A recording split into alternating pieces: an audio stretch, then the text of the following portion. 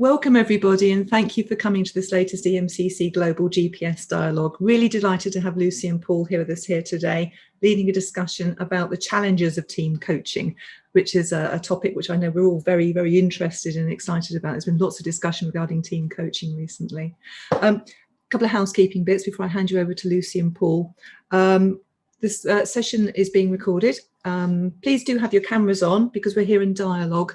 So do participate, please. That'd be lovely. We will have breakout rooms later on as part of the session. If for whatever reason you don't want to be in a breakout room, that's absolutely fine. But just write NBR in front of your name, and then I know to put you into a breakout room for people who don't want to be in breakout rooms, so that you won't have to have cameras on or talk or anything. We've got an hour session ahead of us, and we have a half an hour networking at the end as well, to which you are warmly invited. So with all housekeeping over, and without further ado, I shall hand you straight over to Paul and Lucy. Thank you so much. Thank you, Nicola, and a warm welcome to you all. Thank you to the team at EMCC as well. Before we sort of start, it's probably best for us just to introduce ourselves a bit. So Paul, do you want to start with that?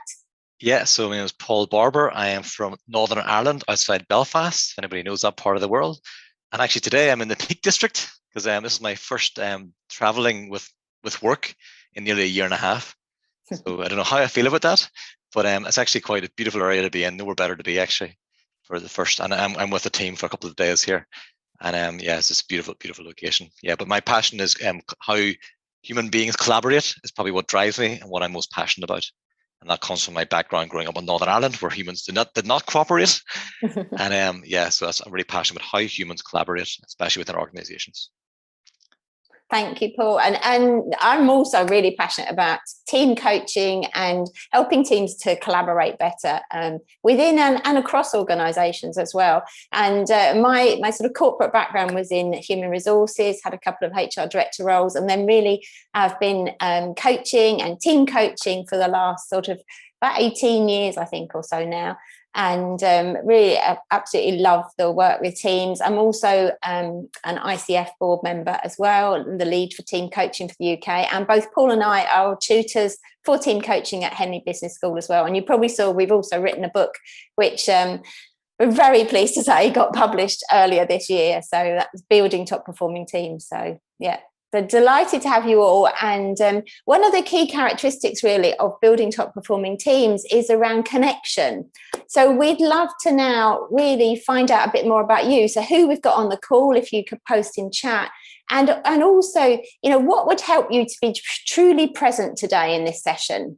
So who you are, where you're calling from, and what would help you be truly present in this session today? So what would help you be truly present, Paul, as you're in a client's office? Yeah, well, I came here at 8 o'clock this morning and secured this office space where I'm not be disturbed. Yeah, so yeah, it's actually there's a climbing wall in the room next to me. So I was hoping that there's not 40 kids in there causing a rat. So yeah, no, but I think I've got a nice quiet space, and my headset also as well really helps that too. So oh, brilliant. Just creating the right environment is important for me. And yourself, Lucy, what helps you get it? Well, I've moved the dog away, so I haven't got him barking in the background. So I'm all good, and we're starting to see lots happening in the chat here. So Nicola, what can you see in the chat? I can see people joining from all over the world, and somebody's got a puppy. I've got one as well. And the thing that's making me present today is removing the squeaky toy from the puppy, because he's very fond of his squeaky dinosaur. We've got people coming in from Zurich in Switzerland, Netherlands, Malta, Dublin, Devon, Waterford, Oxford, UK, Cape Town, Thailand, Bedfordshire, wow. Nigeria, Italy, wow. Dublin. Wonderful to see everybody here. What a truly global family we are. Yeah, wonderful. Absolutely wonderful. That's fantastic. Yeah, well, turning off posts, turning off phones, being in private rooms just to keep our focus. Yeah, I love that. Those Jane Curious as well. Quiet space. Wow. You know what? If the dog runs in, or somebody in the family, whatever happens. It's all okay. It's all okay. Absolutely. Thank you so much for sharing. So I'm going to pass to Paul, who's going to start to get us thinking about some of the challenges that teams face. There's a couple of questions that we want you to really think about. So the first one is and just to share in chat. So what are the future challenges you foresee for teams you work with? Both work in and work with. What are the future challenges you foresee for the teams you work in and work with? And we're especially just thinking here, it's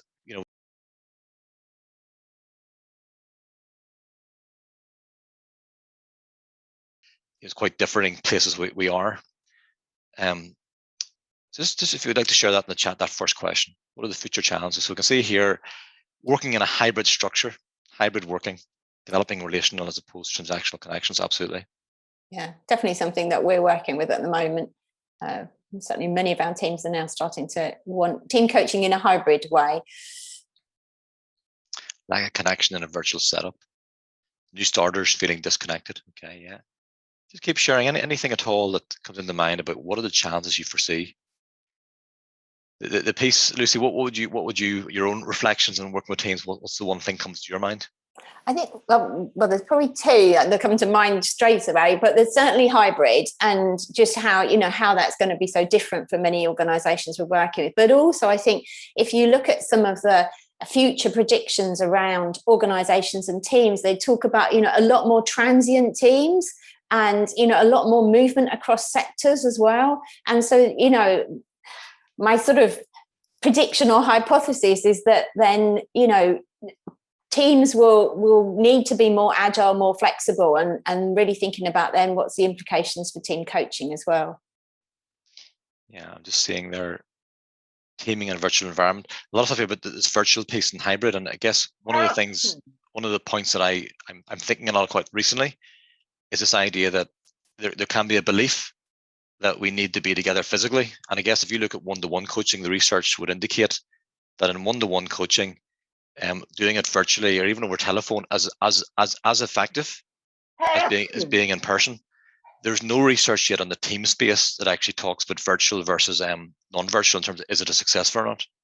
I think in 5 to 10 years time we will have that research, but there's a lot of organizations probably would think right now that you have to be together. And I guess one of my things is not losing the things we've learned in the virtual space, because there's lots of great things we can do, and I think there's a mixture of both that we can really celebrate and do better. What else is in the chat here? Yeah, the hybrid. Some team members wanting to be 100% in the office and 100% from home, and that languages. And people mentioned diversity and inclusion, retaining talent. Yeah, absolutely. Yeah. Oh, there's lots more here. Hybrid again. Yeah, team values being tested through dispersed teams. That's Lucy's point there. Absolutely. Stimulate multi-channel communication meetings. Very good. Lots of opportunity for team coaching to work in that space. So yeah, which is yeah, what we're here for. What then? I guess a deeper sort of question about your own sense of who you are and your work. What can trigger you or make you feel out of your depth when working with teams? And I can appreciate we're asking quite a personal question there and asking you to share that in chat. But what can trigger you when you're working with teams? Lucy, do you want to share what would that be for yourself? Yeah, I think it's probably the complexity of dynamics when working with teams sometimes. Just when there's multiple stakeholders involved, and then actually multiple dynamics sitting within the team, and there's the unsaid, and the team isn't surfacing the unsaid. So for me, that's very much about shifting the ownership to the team to get them to start having those open and honest conversations. But obviously that doesn't happen straight away. You have to build the psychological safety, which we'll talk about later. What about you, Paul? Yeah, for me, I'm with Nicola here in the chat. I'm Mariana. That conflict, I guess my whole way of being is all about people working together and collaborating. And I guess I can find conflict can trigger me. And it's something I've had to learn to become more comfortable with when there is, generative good conflict, to become more comfortable with that. And that's okay. And working through that in a psychologically safe way, rather than letting it be something that actually pulls me off my kilter. My kilter, sure. My kilter's even the real word, but you know what I mean. So hopefully. So yeah, just look in the chat here to see what people have put in here. Okay, so feeling disconnected from the whole, making the connection with a team as a collective is a really interesting thing versus, individuals. Yeah, a couple of people mentioned conflict. Yeah, feeling the need to add value, and that's a bit Lucy talked about. The team taking ownership, ego. Yeah, wanting to get results immediately when they want to. Yeah, it's a real challenge. Hybrid connection, sub conversations, like passing notes in the classroom. Yeah, very good. Not knowing where to start. Yeah, confidence. We'll talk about that later on, actually. Non-support. Okay, politics, power play, lack of clarity. Some great stuff here. Toxic leaders. Yeah. Don't engage. Feeling caught in the middle. Very good. Disengaged leader. Okay. A few things there about leaders. Being perceived as a nuisance to the team. So the key thing here is just being aware of these things that trigger us, and actually, becoming just noticing it and being aware of that, but not letting it put us off the work that we have to do, and not letting it get in the way of the work, but letting it become part of the work is the key thing we always talk about. So thank you very much for sharing those things, and really, really appreciate that. Yeah, thanks so much for your engagement and activity in chat. Thank you. Okay, great. So shall we talk about the journey for this session today? Absolutely. Okay, so we're going to shortly talk about some of the latest developments in team coaching. We'll do that briefly to give you some more time to really then explore a scenario around dealing with difficult team coaching situations. And then finally, we'll look at some of the top tips as well. So there's a real opportunity today to share and learn from each other as well. So we're going to start with really looking at the latest developments, and Paul's going to just briefly talk really around that in terms of thinking about sort of team coaching definition and how it differs from other types of team modality and interventions. Okay, so it's going to do this very, very quickly. And the slide here, but what is a team and what is team coaching? And Jones et al. In 2019 wrote a really good paper, and they talked about team coaching being pre-theory. Okay, so there's still a lot to be, and one of the things that was lacking is a definite definition. So Lucy and I put a lot of time into this here of how do we define team coaching? And we wanted to do it in a way that, we could show it to, my youngest daughter is 14. She reminded me the other day that I could show it to my daughter Carrie and say, do you understand this? And my kids understand this. I just want you to read that there and just read that definition. And if Lucy just bring up the bits on the right-hand side. Okay. And there's 8 key elements. Is it a team? Number 1, are you working with a group? And that's a thing we can get caught up on. Coaching has to be at the heart of obviously team coaching work. That piece there, the third part, they're helping teams work together with others within a wider environment. We talk about systemic. It's not just about the team, it's with the team and that whole network of teams within and between organizations. It's about creating lasting change. It's not just a team building thing, which can be a one-off event. Safe and trusting relationships or psychological safety is at the heart of it. There's no point in doing all of that if you don't develop better ways of working, how we're going to be together. And the one area we see people constantly marking down lower on is this thing of new thinking. How do we think differently? And why do all that? It's this idea of maximizing, our collective potential, purpose, and performance goals. Maximizing what we can do together rather than what we can do apart. So it's a very quick overview of where we've got to in defining team coaching after a lot of discussion. And over the years we might tweak little words and everything else. But this is our current position of how we see it, and we think it's helpful. The second question then is how does it differentiate from other areas? You could look at lots of things here like training and lots of different areas. I'm just going to pick out 3 areas. So the first area we want to talk about, if you look at the whole area of group coaching, then team building and team facilitation. So group coaching, the best definition I've seen is Peter Hawkins broke it out, talked about, group coaching is the coaching of individuals within a group context. Whereas team coaching, the primary client is the entire team or the whole team. I just find that really, really useful as a nice way to differentiate. Are you coaching the individuals or are you coaching the collective team? It's a question to keep asking ourselves. The second thing is team building. Typically consists of short, often one-day intervention. And there's little evidence to suggest that it has a long-term impact. And team coaching is typically a series of events over time. And that does not mean that team building cannot be part of the team coaching effort. It can be, but it's only part of it. It's not the actual work. And the last one is team facilitation. David Clutterbuck has done a really good piece here in terms of what he wrote back in 2007, and I still haven't seen anything better than this since 2007. He wrote about it, and he said team facilitation is like managing their dialogue. If you're facilitating, managing their dialogue, whereas like in team coaching, it's that the team are taking ownership for their own dialogue. So, and at times you will drop into team facilitation when you're team coaching, but it's being aware of that. And Peter Hawkins has a continuum that he talks about as well. Just being aware at times that we'll drop into that, but be aware that the work is actually helping the team manage their own dialogue. So Lucy's going to bring you through a model now, just if you want to move on to that. Yeah, so we want to just share very briefly with you an example of a framework, model, and approach. We will talk shortly about how, frameworks, models, approaches are really useful, but then they're to support the work, they're not the work itself. And following around sort of 30 years really of leading, working with teams, we did an extensive piece of research and obviously from experience, and developed really a model that incorporated the key characteristics that we found were really important in high performing teams. So just looking at the model, I'm going to just talk this through in literally a couple of minutes. We wrote 85,000 words in our book on this, so it's very, very much a top line overview of this. But in terms of those 7 characteristics, so the first was around purpose. So this is about, why does the team exist?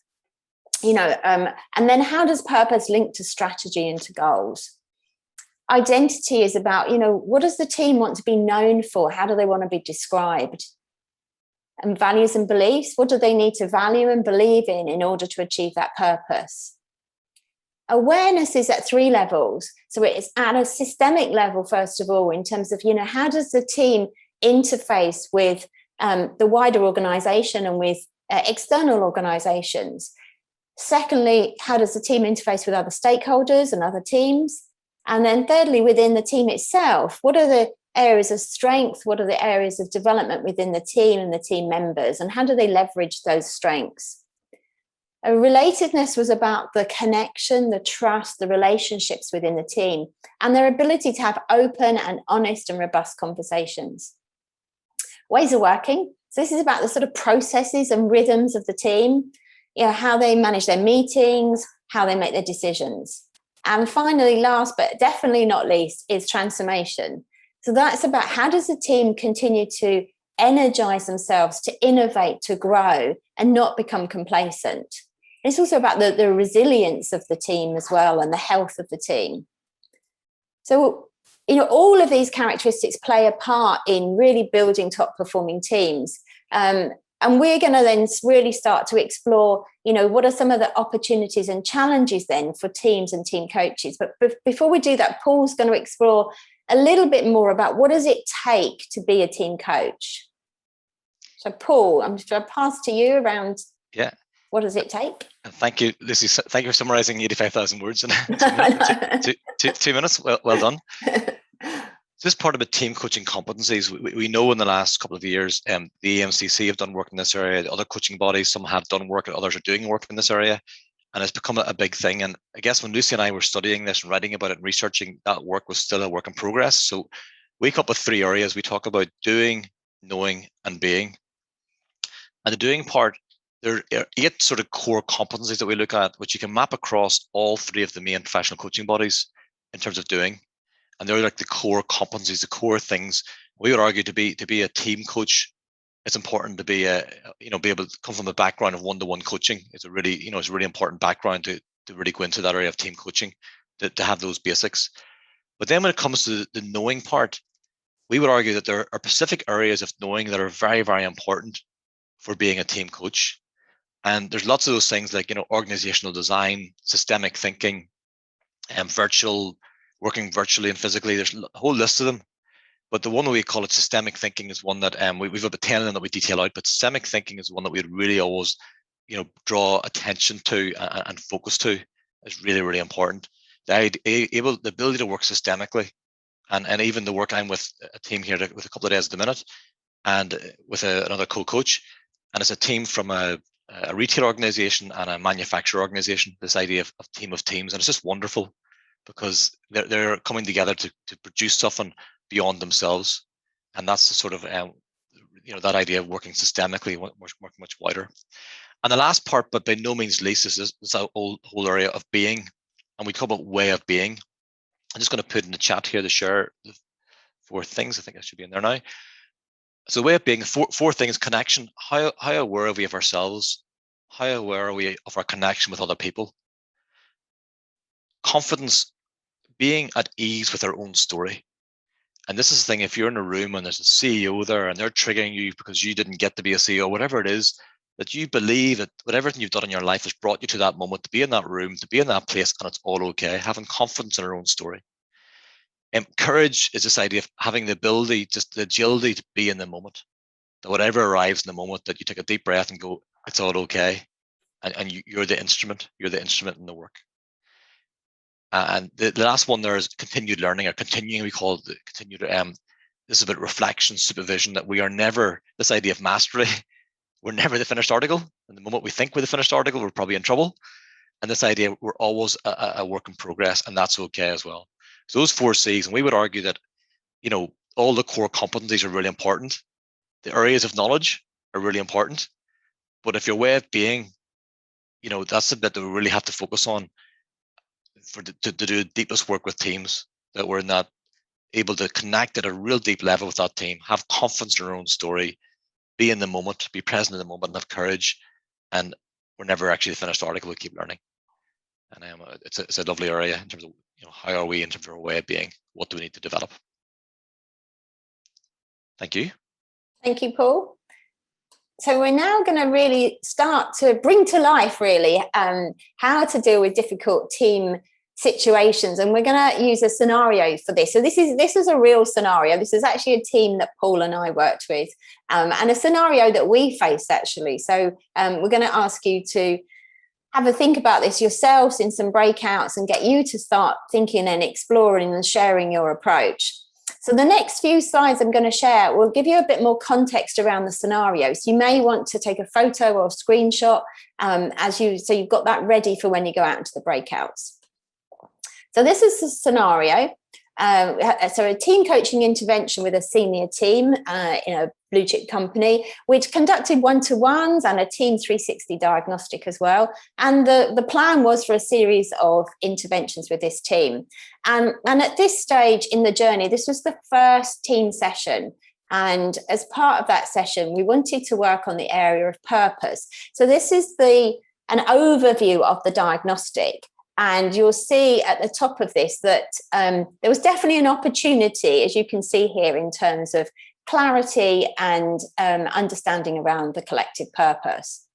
So before I just move on, if anyone wants to take a screenshot or a photo, then please do. Hopefully that's enough time.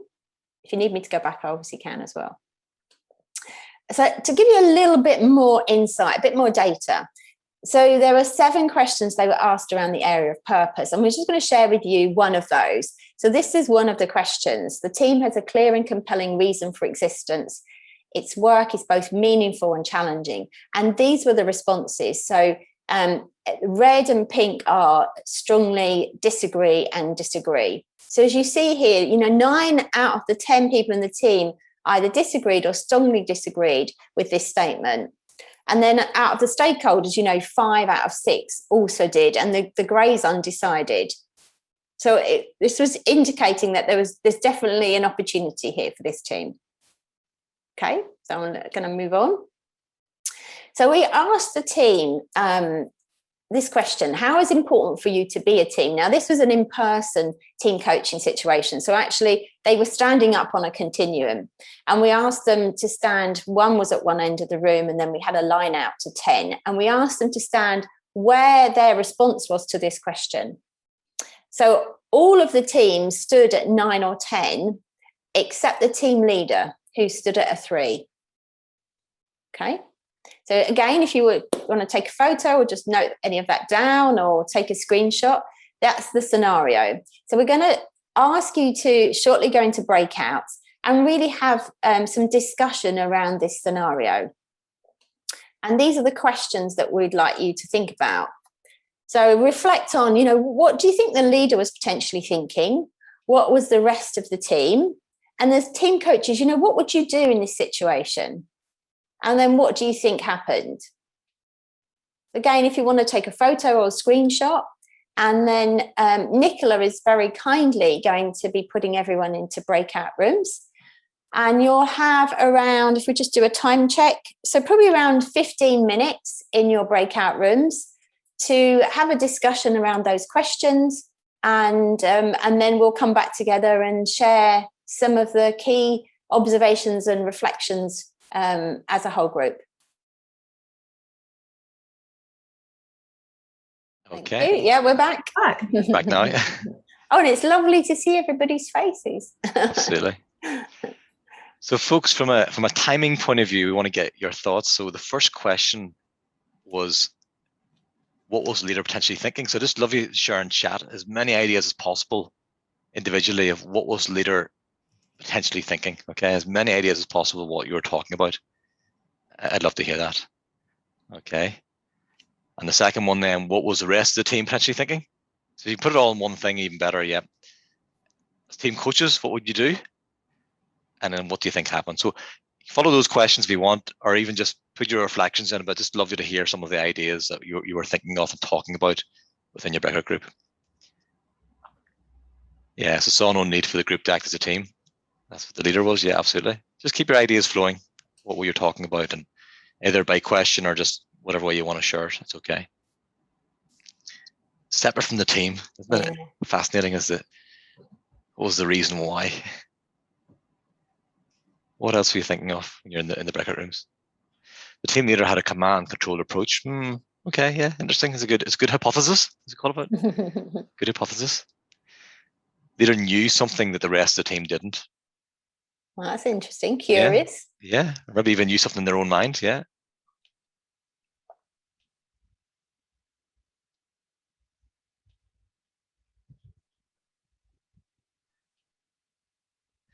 Leader thinking this is accurate. I'm not responsible for the team. Okay, yeah. Does the team leader support us? Yeah, very good. Did that manage to sell the purpose of team leader? Aware of systemically how team could be organized? Okay, very good. Not a proper team setup. Yeah. So some really good stuff in there. The second one, what was the rest of the team potentially thinking? What do you think was going on in the rest of the team? What were the team standing there thinking whenever the leader stood down at 3 and the rest of the team were at 9, 10? An interesting point there from Suzanne about the, team leader may not value the team in inverted commas. Yeah. We have to agree on this. Thanks, Nicola. Yeah. Yeah, there's loads there that we would agree with. Definitely. Yeah. Let's see what else here. Yeah. Leader doesn't respect or value us. Team not experiencing psychological safety. You're not getting support from the leader, each other. Okay, yeah. Not a team at all is a big one. Work group is an interesting debate, yeah. Yeah, thanks, Rebecca. Tristan, really good comments there.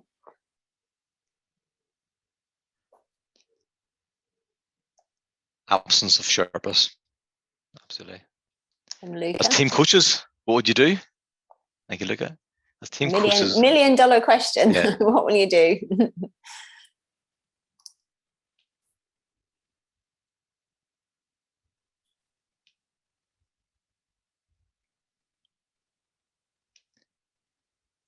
What do we have?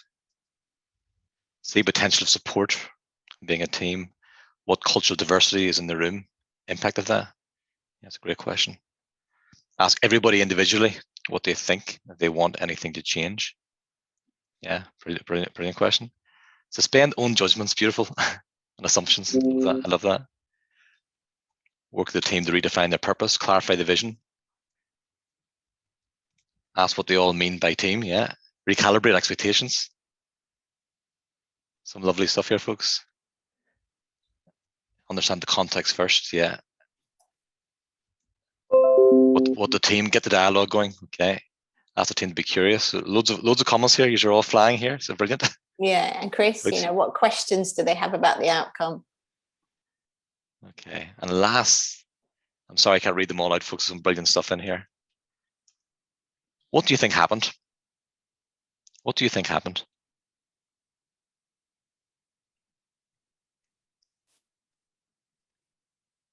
One of three things. I love that, Tristan. Very, very concise. Very concise.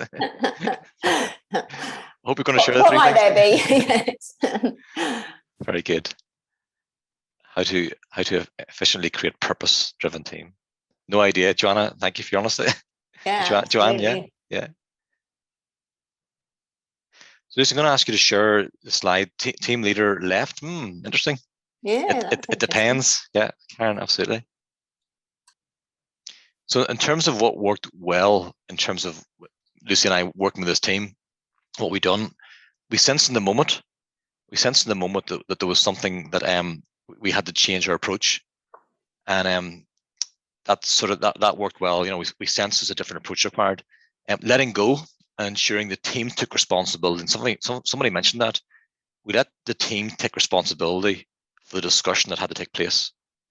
It wasn't, that was something that they had to discuss. And thirdly, basically, we created a safe space. We'd done a lot of work before that with one-to-ones, and then that morning to create the psychological safety was in place for that discussion to take place. So those are the things that we done. What do we learn? There were strong clues in the 360 we'd done, and also in the one-to-ones, that there was some sort of level of disconnect between the team leader and the team. And there was some misalignment between the senior HR lead, who was our main contact, and we could have called that out stronger at the start before we started the work and interrogated that further, and that was a learning. But it all came to alive in the room, and we're able to work with that there quite healthily. So say the work we're always learning, and that's the nature of it. We're going to give you some time in the last 5 minutes to hear some of your voices. We're just conscious of time, but thank you very much for your contribution. And it's it's some fantastic stuff there. Hopefully, Nicola, we can capture that somehow, some of that chat. There's really, really rich stuff in that. Yeah. So excellent. Excellent, yeah. Thank you. Yeah. And just to finish on that, the key question we asked them were, what conversations do you want to have? So literally, we just, in the moment we were like, oh, that moment of sort of probably about 20 seconds thinking, oh, what do we do now? And then, actually shifted it to them, and they had some really open and honest and rich conversations. So it was, a great opportunity perhaps to bring out some of the elephant in the room, really. And sorry, what happened? We forgot to say, the leader, after a lot of dialogue within the team, walked up the continuum, and then we started to work on what is the joint purpose of this team. But if the leader hadn't walked up that continuum, probably that would have been a different conversation. But the leader eventually, through conviction and dialogue, walked up the continuum, and it was a really, really powerful moment. So it was really actually a blessing that it happened. Great. Thank you. Thanks for those insights as well. Really great learnings and sharing best practice in chat as well. So we're going to share some really quick top tips for working with teams. And many of these you've already started to bring out. So there's been some great learning here today. But the first one is around, this importance of building psychological safety, and that feeling of creating a safe space where, there aren't negative repercussions of showing vulnerability, of being able to speak up. So absolutely really critical to build that psychological safety first. The second area that we think is really key is also bringing in the support before the challenge. So if you just do challenge first, that can create this feeling of a threat environment, and it may not enable people to feel as comfortable to share their voice and to be open and honest. So absolutely building that connection support before.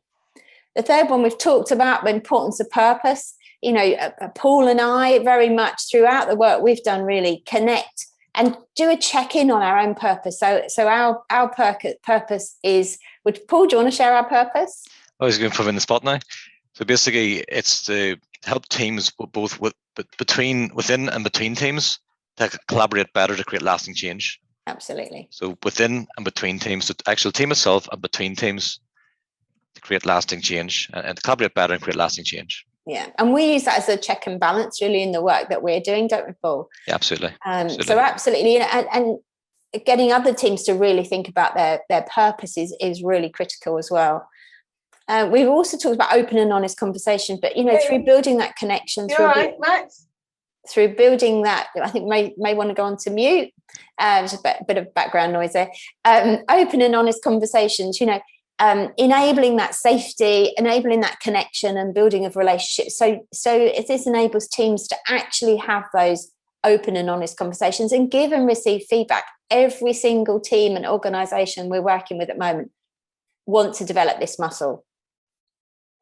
And finally, Paul's already talked about the way of being, but really trusting your way of being and remembering that, there is no such thing as a perfect coach or perfect team coach. We're all still learning, but it's all about how we connect with the team, how we build that psychological safety, and doing that with courage and confidence as well. So, Paul. Yes, just a few more slides. We'll take the slides down then, and we want to have a few minutes for questions. So any questions, please put them in the chat. I see a couple there already, so please share them in the chat. So just to say, please reach out to us, connect us through LinkedIn, and say hello. Any questions, any dialogue you want to have, it's probably the quickest way to dialogue with us through LinkedIn. And also there's a code there for the book as well, which we can share later on. But anybody interested in that, you're welcome. So thank you very much. The other two things just to mention was team coaching in Henley. Lucy and I are tutors on the professional certificate and team board systemic coaching. And the next intake for that is October, and we believe it's an amazing program. We may be biased, but our plan there is to be accredited as we go through with each of the different bodies is what we're working towards. So yeah, and the last thing to mention then is we showed a diagnostic earlier on, creating the Team Edge accreditation, and we've a course running on that starting in October, helping team coaches, HR professionals work with that actually getting accredited in this approach that we use in working with teams. So we're going to take down the slides now, and there's a couple of questions there, and any other questions. I would love to hear a couple of voices. So if you just want to actually ask the question even yourself, I'd love to hear your voice. So there's a question there. I'm trying to go back up the chat here again. Somebody asked a question about 2 team coaches. Do you want to come on screen and just ask your question? Sue, I think it was. Yeah, hi there. It was really to find out, would you recommend having 2 coaches, particularly when you're working with challenging teams? Do you want a really quick answer? Yes. Absolutely. Absolutely. Yeah. Whenever possible, we would always have 2 team coaches, always. I just think, and even more, virtually even more so. I mean, obviously in person is important too, but just one to be able to sort of hold the room and the other one to be able to observe what's going on and the dynamics, and whether it might be setting up breakouts or whatever. So definitely a yes. Yeah, no, definitely. And it's just, I got to the point now, Sue, where I hardly do work unless there's 2 in the room.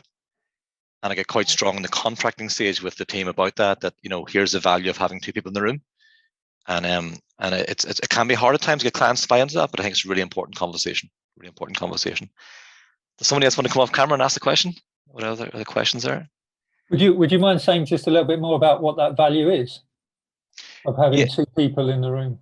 Yeah, for me, a big part of it is it's when you're in the room and you're in that moment, the other coach can really be observing as well what's going on in the room. And there's things that you mightn't spot yourself that the other coach can spot. And that for me is one of the biggest things. The other big thing is feedback. I'm working with somebody this morning and I said, what's your feedback? What went well? What would you build upon? And it's really, really rich, so rich. And getting challenged from a colleague as well. I think we can get too into the work ourselves and miss that stuff. So for me, that's the really rich stuff. And it definitely. And actually, you know what? You want to be honest truth? It's more fun. It's more fun. The number one psychological reason for work is linked to play, based on research. So why not have some fun and enjoy our work? And I think we'll do better work. Awesome. Thank you. I think it also helps from a sort of a team supervision point of view as well. So, I won't go into the scenario, but I was running a team session with a fellow team coach, and we had a really, really difficult situation with the stakeholders that we were managing. And actually, it took us both to almost take 2 steps back and almost reflect from an observer position. And it helped having 2 of us as well. Because I think we were able to really say, well, actually, we were getting pulled into the system of the team and what was going on in the team, and having 2 of us helped us to notice that as well. So I think there are multiple benefits actually of having two, as well as the fun. Yeah. I see Syed, got your hands up. Do you want to come on camera and ask your question?